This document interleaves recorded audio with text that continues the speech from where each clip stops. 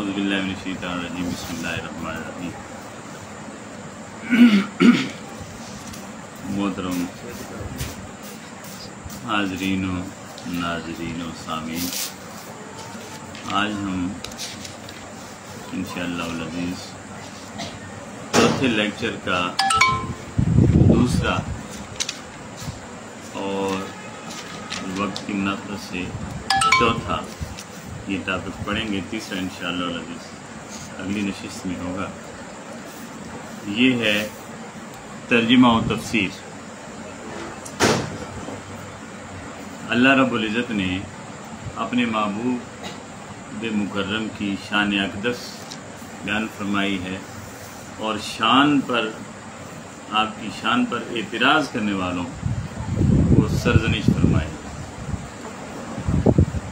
जो एतराज़ करते हैं, आका की शान का इनकार करते हैं, आका के मकाम और मर्तबे का, फरमाया आऊज़ु बिल्लाहि मिनश शैतानिर रजीम बिस्मिल्लाहिर रहमानिर रहीम।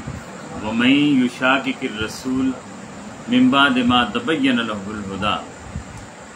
जिस शख्स ने रसूल की मुखालफत की बाद इसके कि उस पर हिदायत की राह बिल्कुल वाज़ेह हो गई, यानी वो समझ गया है, समझता है, मगर उसके बावजूद मुखालफत करता है। वयब्तग़ी गैर सबीलिल मोमिनीन, और मोमिनों का जो रास्ता है उस रास्ते से जुदा होकर चलता है, हट कर चलता है। यानी अहले ईमान होते ही इसका मतलब है वो हैं जो रसूल अकरम सल्लल्लाहु अलैहि वसल्लम की मुखालफत न करें, बल्कि रसूल अकरम सल्लल्लाहु अलैहि वसल्लम के हुक्म की और आपके अमल की, आपके कौल व फ़िल की इताअत करें और इत्तिबा करें, वो मोमिनीन कहलाएंगे। और जो मुखालफत कर रहा है, अदावत कर रहा है, उस राह का राही और मुसाफिर नहीं है, उसने अलग कर दिया, तो अल्लाह रब्बुल इज़्ज़त फरमाता है हम भी सज़ा के तौर पर नुवल्ली, उसे छोड़ देते हैं, हम भी उसे उसी तरह गुमराही की तरफ फेर देते हैं। और फिर फरमाया मा तवल्ला, जिसकी तरफ वो जाता है, वह नुस्लिही, और फिर अंजाम क्या होता है, वह नुस्लिही जहन्नम, हम उसे जहन्नम में डाल दें। जो रसूल अकरम सल्लल्लाहु अलैहि वसल्लम से जुदा हुआ वो जहन्नम का ईंधन बना। अल्लाह रब्बुल इज़्ज़त उसे उसके हाल पर छोड़ देता है रसूल की अदावत की वजह से। तो गोया यहाँ एक बार ये भी समझ आ जानी चाहिए कि ये जन्नत हुजूर की इत्तिबा और इताअत का नाम है, और जहन्नम हुजूर की मुखालफत का नाम है, हुजूर से मुखासमत का नाम है, मुखालफत का नाम है। तो जन्नत और दोज़ख का बस इतना सा मफ़हूम है, जो हुजूर का हो गया जन्नत उसकी हो गई, और जो हुजूर से दूर हो गया वो जन्नत से भी दूर हो गया। इसीलिए कुरान करीम में अल्लाह रब्बुल इज़्ज़त ने एक और जगह पर फरमाया वातसिमू बिहब्लिल्लाहि जमीअन वला तफर्रकू, अल्लाह की रस्सी को मजबूती से थाम लो, वला तफर्रकू, और तफरीका में ना पड़ो। तो अहले मोहब्बत ने इसका तर्जुमा इस तरह किया है, और हज़रत अब्बास रज़ियल्लाहु ताला अन्हु के तफसीर के मुताबिक वो फरमाते हैं कि हब्लुल्लाह से मुराद अल्लाह की रस्सी, अल्लाह की रस्सी, और अल्लाह की रस्सी से मुराद रसूल कायनात सल्लल्लाहु अलैहि वसल्लम। तो फरमाया वातसिमू बिहब्लिल्लाह, यानी रसूल अकरम का दामन पकड़ लो, वला तफर्रकू, हम इसका माना करते हैं तफरीका में ना पड़ो, जुदा ना हो जाओ। तो अगला फिर माना ये बनेगा वला तफर्रकू, और खबरदार इस दामन को कभी हाथ से छोड़ना नहीं, हाथ से नहीं छोड़ना। यानी रसूल अकरम सल्लल्लाहु अलैहि वसल्लम के दामन को मजबूती से थाम लेना, यही ईमान है और यही जन्नत है। और रसूल अकरम सल्लल्लाहु अलैहि वसल्लम से मुखालफत ये कुफ्र है और ये जहन्नम है। इस पर मैंने शायद पिछले लेक्चर में भी कहा था, मगर यहाँ जो मैं खूबसूरत बात आप दोस्तों के साथ शेयर करना चाहता हूँ, जिसके लिए हमने सिर्फ 2 टॉपिक लिए हैं ताकि हम तफसील के साथ इसकी गुफ्तगू कर सकें। इस तरह की जितनी भी आयात हैं, अब देखें इस आयत में ये है मैं युशाक़िक़िर रसूल, जिसने रसूल की मुखालफत की। इसी तरह कुरान करीम में बेशुमार आयात हैं जिनमें रसूल अकरम सल्लल्लाहु अलैहि वसल्लम ही असल है। बाज़ आयात ऐसी हैं जहाँ अल्लाह और उसके रसूल, मैंने कई बार कहा कि ज़ातें अलग हैं और हुक्म उन दोनों का एक है। حکم دونوں کا ایک ہے. تو قرآن میں کئی ایسی آیت میں یطع الرسول فقط اطاع اللہ، قل ان کنتم تحبون اللہ فاتبعونی. اسی طرح اور بہت ساری آیات قرآن کریم میں کم و بیش 100 مقامات ہیں، اور اس طرح کی آیات جب دیکھیں تو یہ پھر 200 مقامات بن جاتے ہیں کہ جہاں دین کی اور ایمان کی بنیاد ہی رسول اللہ صلی اللہ علیہ وسلم کی ذات اقدس ہے. اب یہاں اگرچہ یہ آیہ کریمہ اس طرح کی ایک اور جگہ پر آئی وَمَن یُشَاقِقِ اللَّهَ وَالرَّسُولَ، جس نے اللہ اور اس کے رسول کی مخالفت کی، اور یہاں صرف رسول کا کہہ دیا کہ وَمَن یُشَاقِقِ الرَّسُولَ، جس نے رسول کی مخالفت کی. اب گویا پہلے کہا اللہ اور اس کے رسول کی مخالفت، پھر اللہ رب العزت نے اور زیادہ واضح کر دیا اور فرمایا بس صرف میرے رسول کی جس نے مخالفت کی اس کا انجام اس طرح ہے. تو یہاں اس آیت اور اس جیسی دیگر آیات جتنی بھی ان کے حوالے سے ایک بہت خوبصورت بحث جو حضور شیخ الاسلام نے انسائکلوپیڈیا قرآن انسائکلوپیڈیا کی اس جلد نمبر 2 میں بیان کیا، ایمان بالرسالت کے موضوع میں، یعنی رسالت پر ایمان کتنا ضروری ہے. تو اس حوالے سے، اور یہ بات مزے کی یہ ہے کہ یہ علامہ ابن تیمیہ نے لکھی، جو قطعاً غیر مقلد ہیں، کسی فقہی مشرب اور مسلک کو وہ نہیں مانتے، بالکل غیر مقلد ہیں، اور کئی لوگوں کو ان کے بارے میں اپنے مختلف خیالات ہیں وہ، اور اچھے خیالات نہیں ہیں. مگر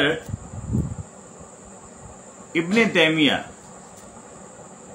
وہ لکھتے ہیں اور استدلال کرتے ہیں اس جیسی تمام تر آیات سے، اور یہ ان کی کتاب ہے الصارم المسلول، اور یہ کتاب ہے گستاخ رسول پر قرآن کے بعد لکھی جانے والی سب سے پہلی کتاب یوں سمجھیں مسلمانوں میں، جہاں گستاخ رسول کی سزا اور اس کے اس جرم کے حوالے سے پوری تفصیل کے ساتھ لکھا ہوا ہے. اور یہ ایک حیران کن بات ہے کہ ایک وہ آدمی لکھ رہا ہے جس کے بارے میں عوام کی یا خواص کی رائے بالکل الگ ہے، انہوں نے لکھا. اور وہ استدلال کرتے ہیں المجلہ للایمان میں، یعنی ایمان کس طرح مجلہ ہوتا ہے، کس طرح صاف ستھرا ہوتا ہے. بڑی خوبصورت بات آپ دیکھیں، میں اسی طرح عبارت پڑھتا ہوں. وہ لکھتے ہیں کہ یہ انہوں نے ایک فصل قائم کی، فی حق اللہ و حق رسول ہی متلازمان. یہ ایک باب ہے جس کا نام انہوں نے لکھا ہے کہ اللہ اور اس کے رسول کا جو حق ہے وہ ایک دوسرے کے ساتھ لازم ہے، یعنی اللہ کا حق الگ نہیں اور رسول کا حق الگ نہیں ہے، یہ دونوں کا حق ایک ہے، دونوں کا حق ایک ہے. اس میں وہ لکھتے ہیں حضرت علامہ ابن تیمیہ، وہ لکھتے ہیں فی ھذا وغیرہ بیان للتلازم الحقین. یہ آیات اور اس طرح کی دیگر بہت ساری آیات ان میں دونوں حق یعنی اللہ اور اس کے رسول کے حق کو تلازم یعنی ایک دوسرے کے ساتھ لازم ہے، اللہ کا حق اور اس کے رسول کا حق. پھر فرماتے ہیں وَأَنَّ جِهَةَ حُرْمَةِ اللَّهِ تَعَالَى وَرَسُولِهِ جِهَةٌ وَاحِدَةٌ، جیسی اللہ کی حرمت ہے ویسی ہی رسول کی حرمت، یعنی دونوں کی حرمت ایک ہے، دونوں کی حرمت عزت اور حرمت ایک ہے. پھر فرمایا فَمَنْ آذَى رَسُولَ اللَّهِ فَقَدْ آذَى اللَّهِ، جس نے رسول کو تکلیف دی بس یوں سمجھے کہ اس نے اللہ کو تکلیف دی. وَمَنْ أَطَاعَهُ فَقَدْ أَطَاعَ اللَّهِ، جس نے رسول کی اطاعت کی اس نے اللہ کی اطاعت کی، اس نے کیا کیا جی؟ اللہ کی اطاعت کی. لِأَنَّ الْأُمَّةَ لَا يَصِلُونَ مَا بَيْنَهُمْ وَبَيْنَ رَبِّهِمْ إِلَّا بِوَاسِطَةِ الرَّسُولِ، کیوں کہ امت اپنے اور اپنے رب کے درمیان یہ جو تعلق ہے بغیر رسول کے واسطے کے ممکن ہی نہیں. امت کا اللہ کے ساتھ جو واسطہ ہے اور اپنے رب کے ساتھ وہ بغیر رسول اللہ صلی اللہ علیہ وسلم کے واسطے کے ممکن ہی نہیں ہے، یہ ممکن ہی نہیں ہے. پھر وہ کہتے ہیں لیس لأحد منہم طریق غیر، کسی ایک کو بھی اس کے علاوہ کوئی اور راستہ ہی نہیں کہ بغیر رسول کے واسطے کے وہ اللہ سے تعلق استوار کر سکے.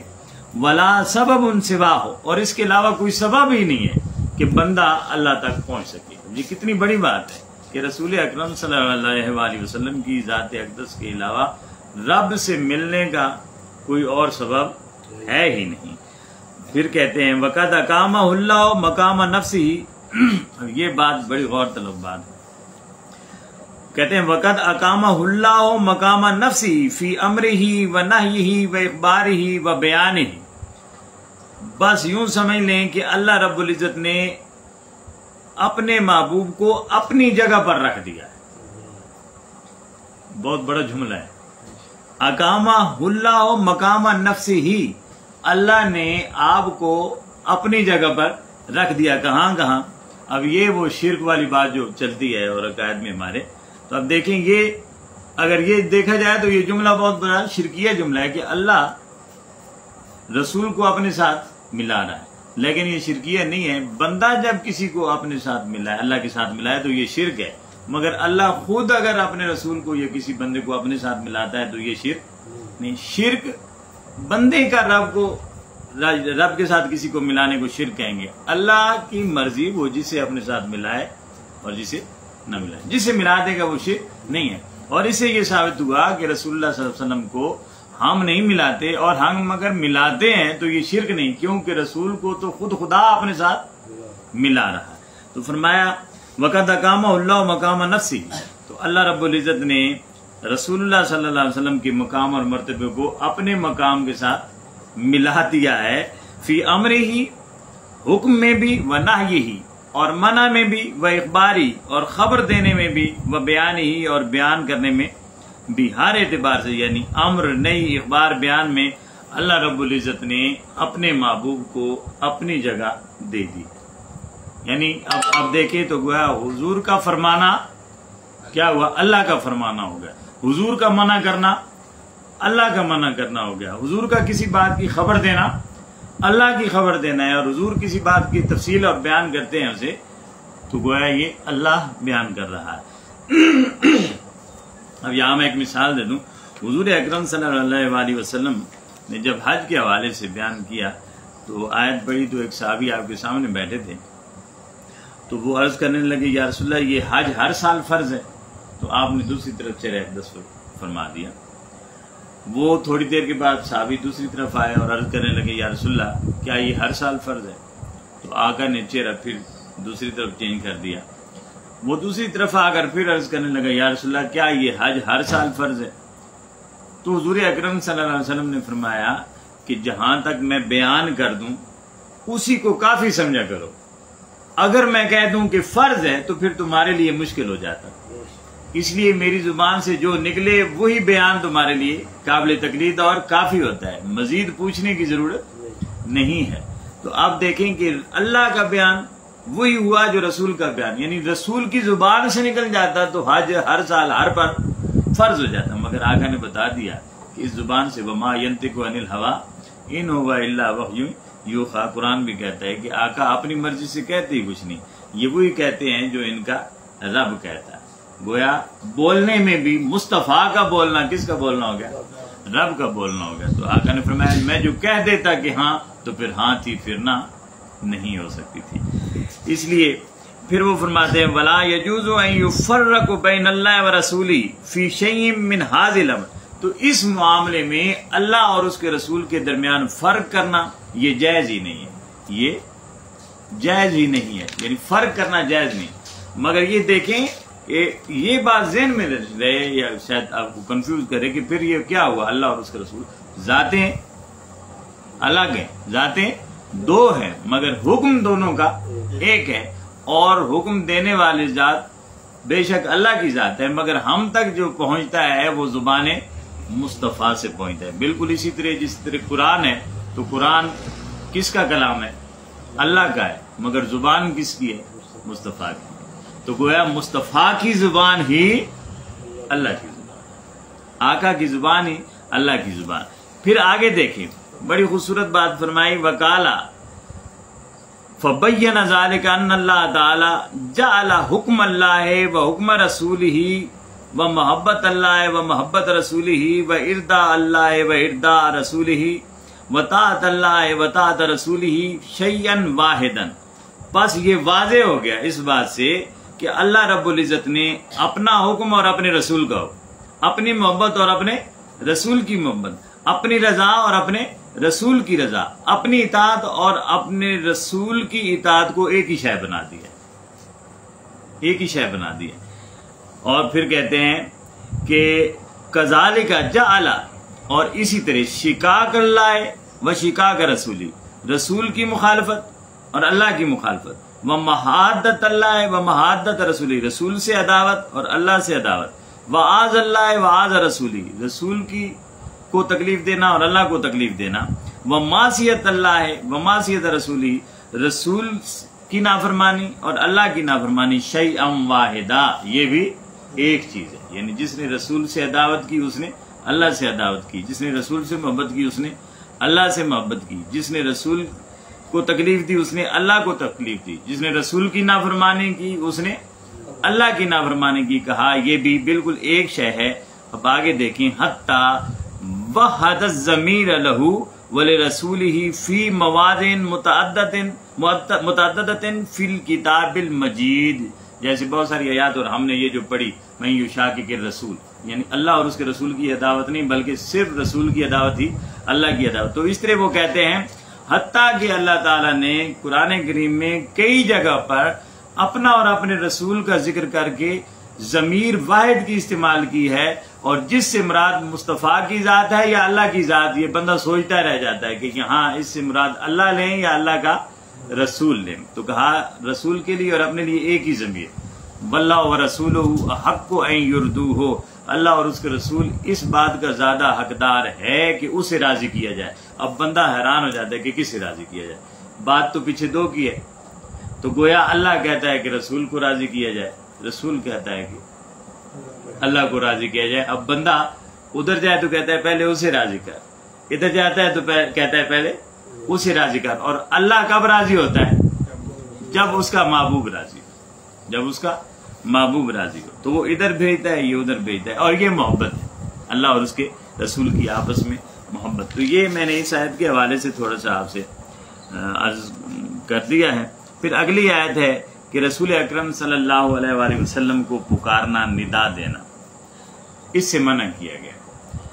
یہ بعض جو لوگ ہیں ان کا اگر یہ عقیدہ ہو نا کہ آپ رسول کو ندا نہ دیں، اور اس عقیدے سے اگر وہ کہیں کہ یہ رسول اکرم صلی اللہ علیہ وسلم کو تکلیف دینا ہے، یعنی حضور اپنے خیال میں ہوں گے، اپنے دھیان میں ہوں گے، اپنی فکر میں ہوں گے، تو جب آپ پکارتے ہیں تو حضور آپ کی طرف متوجہ ہوتے ہیں. تو یوں سمجھیں کہ جسے ہم لفظ استعمال کرتے ہیں ڈسٹرب ہوتے ہیں. تو اس اعتقاد کے ساتھ اگر کہے کوئی کہ حضور کو ندا نہیں دینی چاہیے تو پھر تو وہ صاحب محبت ہے، صاحب ایمان ہے. اگر وہ صاحب ایمان ہے. اب دیکھیں یہ حضرت عائشہ صدیقہ رضی اللہ تعالی عنہ، حضور کے وصال کے بعد آپ اپنے گھر میں در دولت پر تھیں کہ کہیں سے کوئی کیل وغیرہ ٹھونکنے کی آواز آئی، ہتھوڑی کے ساتھ لگے ہوئے تھے، جیسے آواز آ رہی تھی.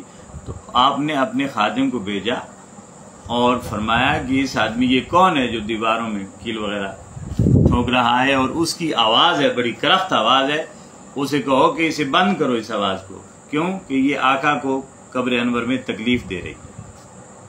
یہ آواز کیا دے رہی ہے؟ تکلیف دے رہی ہے. اور مطلب یہ ہے کہ آقا کو اس طرح ندا دینا آقا کو تکلیف دینے کا سبب بھی بنتا ہے. اور اسی ایک حدیث کی بنیاد پر یہ جو سلطان عبد المجید لگوئے جس نے ٹرین شروع کی تھی، ڈرامہ بھی لگا ہوا ہے، تو اس میں اس نے ایک ٹرین چلائی جو ترکی سے عرب کی طرف آئی، اور آج بھی وہ وہاں کھڑی ہے.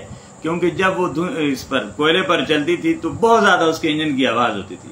جب اس نے دیکھا کہ اس کی تو بہت زیادہ آواز ہے، مدینہ سے جب ابھی کافی فاصلے پر تھی، تو اس نے اسے وہیں روک دیا تھا کہ اسے آگے نہیں جانے چاہیے کیونکہ اس کے انجن کی آواز اتنی کرخت اور تیز ہے کہ حضور ڈسٹرب ہوں گے.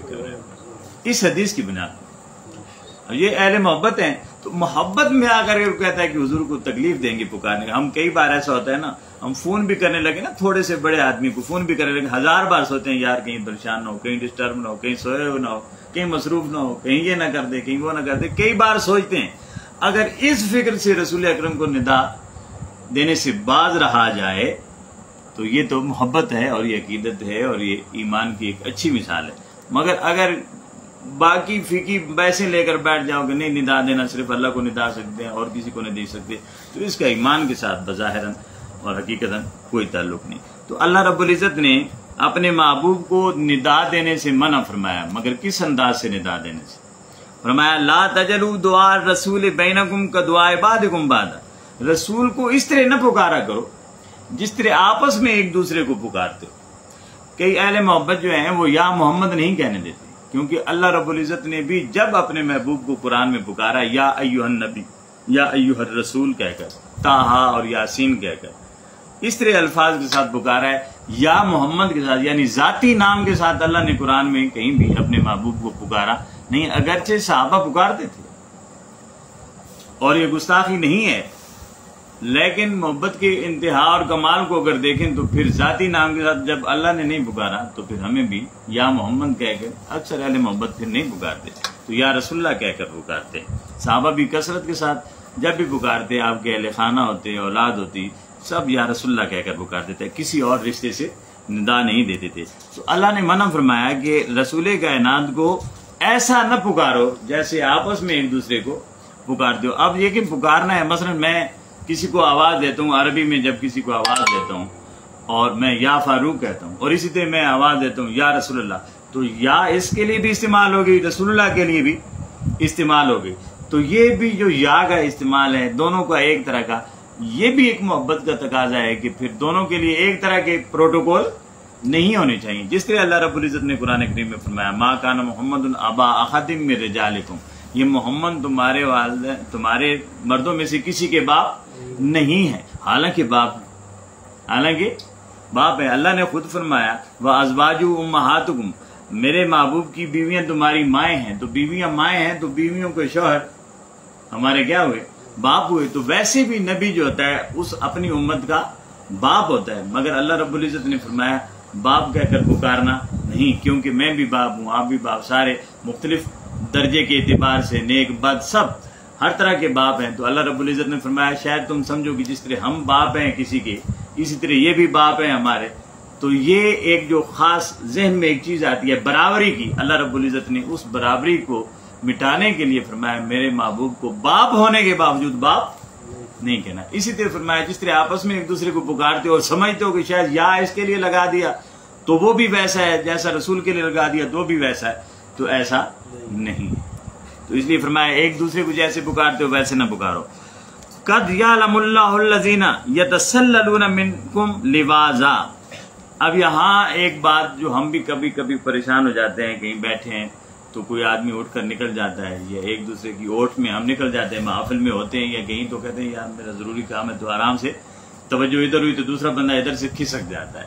تو یہ کیونکہ انسانی فطرت کا تقاضا ہے، بعض اوقات کسی پریشانی کی وجہ سے، جسمانی کسی عارضے کی وجہ سے، کہیں نہ کہیں کوئی ضرورت کی وجہ سے بندہ اٹھ جاتا ہے. تو حضور کی بارگاہ میں بھی ایسے معاملات ہوتے رہتے تھے.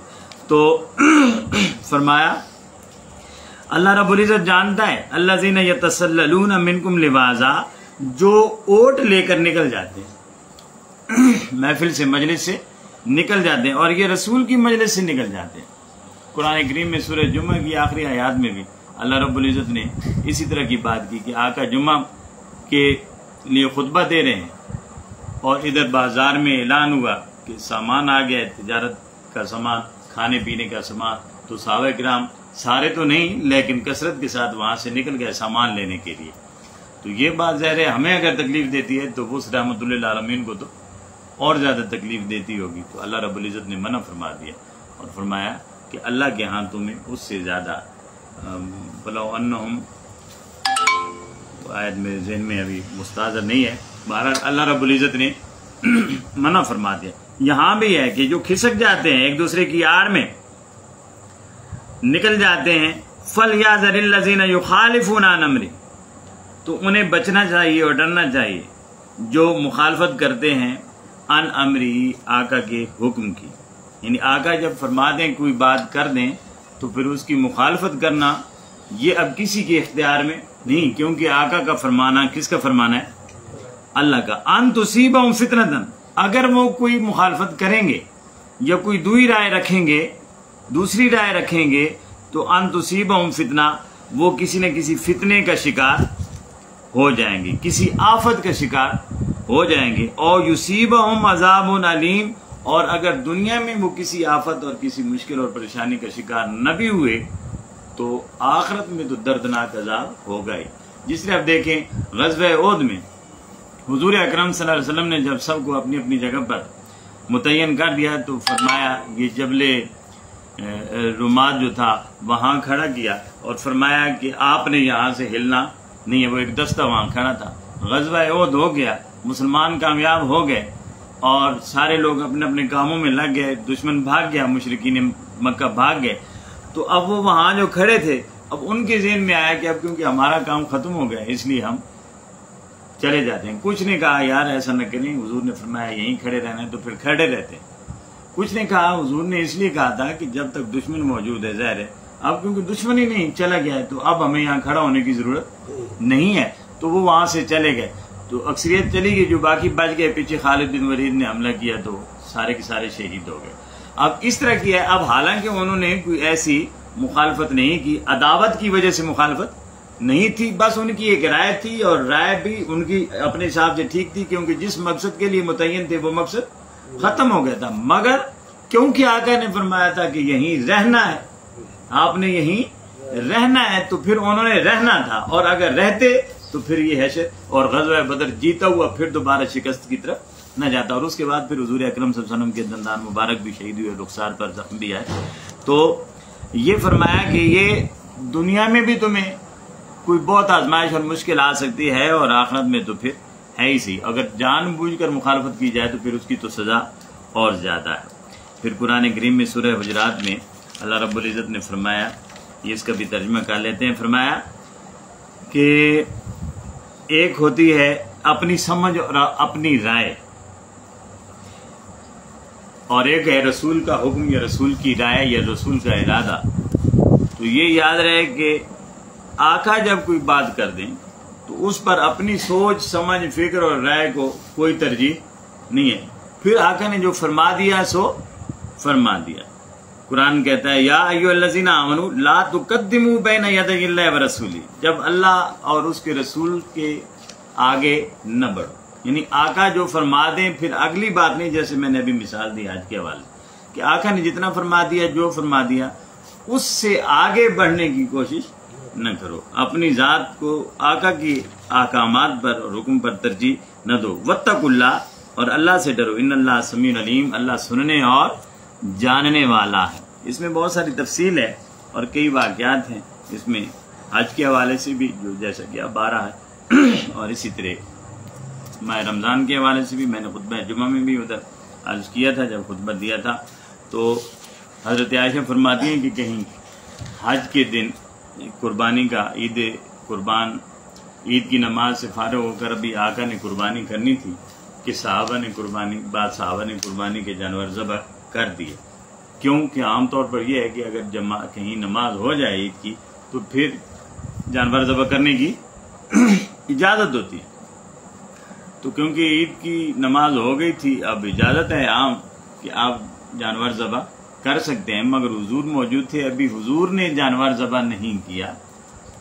آرڈر یہ ہے کہ آپ نماز کے بعد جانور ذبح کر سکتے ہیں, لیکن عمل یہ ہے کہ ابھی حضور نے جانور ذبح نہیں کیا. تو کچھ صحابہ نے جانور ذبح کر دیے, تو اللہ رب العزت نے فرمایا کہ ابھی میرے محبوب نے جانور ذبح کرنا تھا, تم نے پہلے کر دیا, ایسا کیوں کی؟ لہٰذا وہ قربانی نہیں, وہ صدقہ خیرات کریں, اور قربانی پھر دوبارہ جانور کو ذبح کیا گیا. اسی طرح بعض لوگوں نے رمضان کا, حضرت عائشہ ہی سے غالباً مروی ہے کہ رمضان آ گیا لیکن ابھی کلیئر نہیں تھا کہ آج روزہ ہے یا نہیں, تو حضور نے تو روزہ رکھا نہیں, مگر بعض صحابہ نے رکھ دیا کہ پتہ نہیں ہو یا نہ ہو. لیکن حضور نے کیونکہ نہیں رکھا تو اللہ رب العزت نے صحابہ کرام کو منع فرما دیا کہ میرے محبوب نے رکھا نہیں, تم زیادہ شریعت کو جانتے ہو یا صاحب شریعت کو جانتا ہے. تو اس لیے فرمایا لا تقدموا بین یدی اللہ ورسولہ, رسول ابھی کوئی عمل کرے نہیں اور آپ کریں, ثواب کی نیت سے کریں یا فرض کی نیت سے کریں یا واجب کی نیت سے کریں, تو رسول سے آگے نہیں بڑھنا. تو یہ چند آیات تھی جنہیں ہم نے پڑھنے کی اور حضور اکرم صلی اللہ علیہ وسلم کے مقام اقدس کو سمجھنے کی کوشش کی ہے. اللہ رب العزت ہمیں رسول اکرم صلی اللہ علیہ وسلم کا ادب اور تعظیم کرنے کی توفیق عطا فرمائے. اب یہ فقہ کا ایک ہے, اسے جلدی سے پڑھ لیتے ہیں, قدرتی طور پر بچے بیٹھے ہیں, یہ غور سے سننا ہے. غسل کے حوالے سے شریعت کی روح سے غسل سے مراد ہے پاک پانی کو تمام بدن پر ایک خاص طریقے سے بہا دینا. غسل کسے کہتے ہیں؟ پاک پانی ہو اور ایک خاص طریقہ، یعنی اپنے جسم پر 3 بار، سر پر، کندھوں پر، ایک پورا طریقہ ہے. اس طریقے کے ساتھ بہانا کسے کہتے ہیں؟ کیا کہتے ہیں؟ غسل کہتے ہیں. قرآن کریم کہتا ہے وَإِن كُنتُمْ جُنُبًا فَاتَّطَہَّرُوا، اگر تم حالت جنابت میں ہو تو نہا کر خوب پاک ہو جاؤ.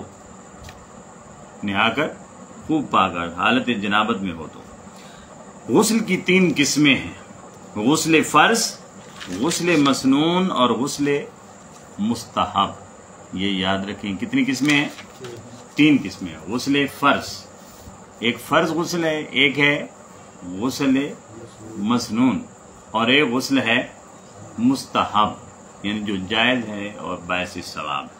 ایک مسنون ہے جو سنت ہے اور اس کا اجر ظاہر ہے مستحب سے زیادہ، اور ایک فرض ہے.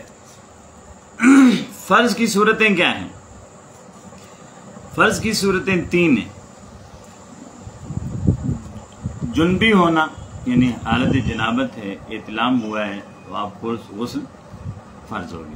اسی طرح عورت ہے، وہ حیض اور نفاس سے، یعنی بچے کی پیدائش کے بعد جب فارغ ہوتی ہے خون سے، یا حیض ماہانہ جو آتا ہے اس سے جب فارغ ہوتی ہے تو اس پر اس وقت غسل فرض ہو جاتا ہے. اسی طرح شہوت کے ساتھ منی، خواب میں احتلام ہو جاتا ہے اور شہوت آتی ہے اور منی خارج ہوتی ہے، اس صورت میں بھی غسل واجب ہو جاتا ہے. پھر غسل مسنون ہے، سنت غسل، وہ ہے جمعہ کی نماز کے لیے جب غسل کیا جاتا ہے تو یہ مسنون غسل ہے. حدیث شریف میں بخاری شریف کی حدیث ہے، آقا نے فرمایا ہر بالغ پر جمعہ کے دن غسل لازم ہے. تو وہ لازم فرض نہیں ہے بلکہ وہ سنت ہے کہ آقا کریم بھی غسل فرمایا کرتے تھے. اور دوسرا ہے عیدین کی نماز کے لیے، یعنی عید الفطر ہے یا عید الاضحیٰ آنے والی ہے 2-3 دنوں 4 تک، تو یہ عیدین کی نماز کے لیے بھی غسل کیا ہوتا ہے؟ سنت ہوتا ہے، مسنون. مسنون کا معنی سنت. پھر حج یا عمرہ کیا آپ نے اور اس کا احرام باندھنا ہے تو اس کے لیے بھی پہلے غسل مسنون ہے. غسل کیا ہے؟ مسنون. پھر حج کرنے والوں کے لیے میدان عرفات میں جب زوال ہو جاتا کا وقت آتا ہے، اس کے بعد یعنی دوپہر کے بعد، اس وقت بھی غسل کرنا مسنون ہے. یہ 4 غسل مسنون ہیں: جمعہ کے دن، عیدین پر یعنی دونوں عیدوں کے دن، حج یا عمرے کے لیے احرام باندھنے لگے اس وقت، جب آپ حج کے دوران میدان عرفات میں جاتے ہیں تو وہاں زوال کے وقت کے بعد، یہ مسنون ہے. اب مستحب کیا ہے؟ یہ کچھ زیادہ ہیں، ذرا غور سے سننے ہیں. جو آدمی پاکیزگی کی حالت میں مسلمان ہوا ہو، یعنی تھا وہ پہلے بھی پاک، غسل اس نے کیا ہوا تھا مگر اس نے کلمہ پڑھ لیا، تو اب وہ ایک بار پھر غسل کرے گا. اب وہ پاک سے مراد ہے کہ اس کا بدن پاک ہے. ظاہر ہے وہ مسلمانوں کی طرح تو اس نے باقاعدہ غسل نہیں کیا ہوگا، لیکن اس کے بدن پر کوئی ایسی ناپاکی یا حالت جنابت یا حیض اور نفاس وغیرہ نہیں ہے. تو اب وہ جو غسل کرے گا، یعنی تھا وہ پہلے بھی پاک جسم اس کا، لیکن اگر کلمہ پڑا ہے تو اب وہ دوبارہ مسلمان ہونے کے بعد دوبارہ غسل کرے گا. اور یہ مستحب ہے، یعنی اگر نہ کرے تو کوئی ایسا مسئلہ نہیں ہے، لیکن کرے گا تو یہ زیادہ پسندیدہ ہے اللہ کے ہاں اور اس کے رسول کے ہاں. نمبر 2، جو بچہ عمر کے اعتبار سے بالغ ہو جائے. اب ایک بچہ ہے، چھوٹا بچہ ہے، اس سن بلوغت کو پہنچ گیا، بالغ ہو گیا ہے، مگر بالغ ان کی ظاہر سمجھ آ جاتی ہے. اس دوران وہ تھا تو پاک ہی تھا، مگر جب وہ بالغ ہوا اسے پتہ چلا تو اب اگر وہ غسل کرتا ہے تو یہ غسل بھی پسندیدہ ہے، اسے کرنا چاہیے. پھر تیسرا ہے، جو شخص جنون کے عارضے سے صحت یاب، یعنی دیوانہ ہو گیا تھا، پاگل ہو گیا، حالت جنون میں تھا، بالکل ٹھیک تھا، جسم اس کا پاک صاف ہے، مگر جب وہ ذرا سیٹ ہوتا ہے اس کیفیت سے نکلتا ہے، اس طرح پاگل ہو جاتے ہیں کہ لوگ، دورہ پڑتا ہے تو دورے کے بعد وہ ٹھیک ہو جاتا ہے، تو اب وہ دوبارہ کیا کرے؟ غسل کرے. اور یہ غسل مستحب ہے، نہ کرے تو کوئی مسئلہ نہیں ہے لیکن مستحب. اسی طرح نشتر لگوانے یعنی جسم سے فاسد خون نکلوانے کے بعد، یہ پنچنے جسے کہتے ہیں یہ یہاں لگاتے تھے، حضور اکرم صلی اللہ علیہ وسلم کی سنت مبارک ہے. اسی طرح بعض کا بدن میں پیٹ میں کوئی درد یا اس طرح کی چیزیں ہوتی ہیں تو وہ ہم جاتے ہیں اور وہ اس طرح کے ذریعے وہ وہاں سے خون نکالتے ہیں جسم سے. آپ یہاں ایسا ہوتا ہے، بچوں کے لیے بھی بڑے بھی کرتے ہیں. تو یہ جو خون نکلواتے ہیں اگرچہ اسے جسم پلید نہیں ہوتا مگر اس کے بعد غسل مستحب ہے میت کو غسل دینے کے بعد. اب یہ بات کا یہ کئی لوگ پوچھ لیتے ہیں نا کہ یہ غسل بہت ضروری ہے، یہ کیا ہے، کیونکہ اکثر لوگ کرتے ہیں اور کرنا بھی چاہیے، لیکن اگر بندہ نہ کرے تو پھر کوئی مسئلہ نہیں ہے، کوئی مذائقہ نہیں ہے. میت کو کسی نے غسل دیا، غسل کے بعد چاہیے کہ وہ غسل کرتے، تو یہ مستحب ہے یعنی زیادہ پسندیدہ ہے. پھر ہے شب برات میں عبادت کے لیے. شب برات ہے اور آپ نے عبادت کرنی ہے تو اس کے لیے آپ الگ سے وضو کریں جیسے ہمارے ہاں اکثر معمول ہے لوگوں کا. تو شب قدر میں بطور خاص عبادت کے لیے یہ غسل بھی کیا ہے مستحب. شب برات میں بھی اور شب قدر. شب برات شعبان میں آتی ہے، شب قدر کب آتی ہے؟ یہ رمضان میں آتی ہے، آخری طاق راتوں میں. پھر مکہ میں آپ داخل ہوئے ہیں، یہ دیکھیں شہر کی طہارت اور پاکیزگی اور پروٹوکول ہے کہ آپ شہر میں مکہ میں داخل ہوئے تو آپ کیا کریں؟ غسل کریں. مدینہ میں داخل ہوئے ہیں، یہ پروٹوکول ہے شہر مدینہ کا کہ وہاں بھی اگرچہ آپ پاک صاف ہیں مگر اب پورے اہتمام کے ساتھ ایک بار پھر غسل کر رہے ہیں، اپنے آپ کو پاکیزہ کر لیں.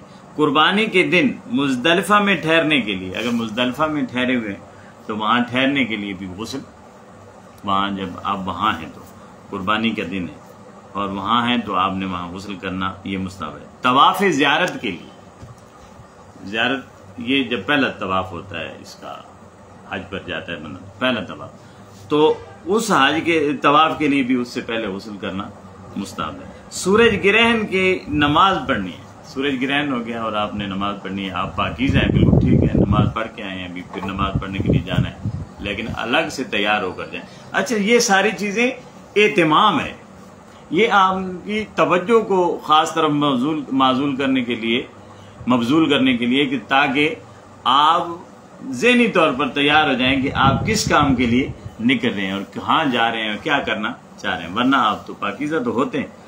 سورج گرہن ہو گیا تو نماز. پھر نماز استسقاء یعنی بارش طلب کرنی ہے، بارش، تو اس کے لیے بھی باقاعدہ غسل کرنا یہ مستحب ہے. پھر خوف کے وقت، اب دیکھیں نا، اب خوف کے وقت بھی یہ میں جیسے عرض کر رہا ہوں کہ یہ وہ چیزیں ہیں، یہ مقامات ہیں کہ یہ صرف بندے کو ایک خاص طرح متوجہ کرنے کے لیے. تو خوف کا مقام ہے تو بھی سخت دن میں سخت اندھیرے کے وقت کہیں آندھی آ جاتی ہے، بہت تیز آندھی، اندھیرا چھا جاتا ہے، بالکل کئی بار ایسا ہوتا ہے، تو اس وقت بھی آپ غسل کریں، یہ مستحب ہے. اور غسل کر کے ظاہر آپ متوجہ ہوں گے کدھر؟ اللہ کی طرف متوجہ ہوں گے. تیز آندھی آ رہی ہے، تیز آندھی آ رہی ہے، جس سے یہاں بھی بعض اوقات ایسے مناظر ہوتے ہیں، تو تیز آندھی ہے تو بھی غسل کریں، یہ مستحب ہے. اور یہ بھی وجہ صرف ہے کہ بندہ اللہ کی طرف ذرا متوجہ ہو جائے. تو یہ 16 مستحبات تھے جو غسل کرنے کے لیے ہیں صورتیں. غسل فرض ہونے کی صورت میں یہ جو صورتیں ہیں وہ منی شہوت کی وجہ سے نکل جائے تو غسل فرض ہو جاتا ہے. یہ تھوڑی سی تفصیل ہے، انشاءاللہ اسے کل بیان کر دیں گے یا اگلے لیکچر میں انشاءاللہ. پھر غسل مسنون کا طریقہ اور غسل مستحب کا طریقہ کیا ہے یہ بھی انشاءاللہ عزیز سے کچھ تفصیل کے ساتھ ہم اگلے لیکچر میں کر لیں گے. اور یہ پھر ہمارا 5واں جو لیکچر ہے 10ویں نشست میں یہاں تک ہم مکمل ہو جائیں گے. اللہ رب العزت ہمیں جو کچھ سنایا ہے اس کے مطابق اپنے اعمال کو سنوارنے کی توفیق عطا فرمائے. رسول اکرم صلی اللہ علیہ وسلم کی غیر مشروط محبت نصیب فرمائے اور احکام شریعہ اور احکام فقہ کے مطابق اپنے آپ کو زندگی کو گزارنے کی توفیق عطا فرمائے. وما علینا الا البلاغ.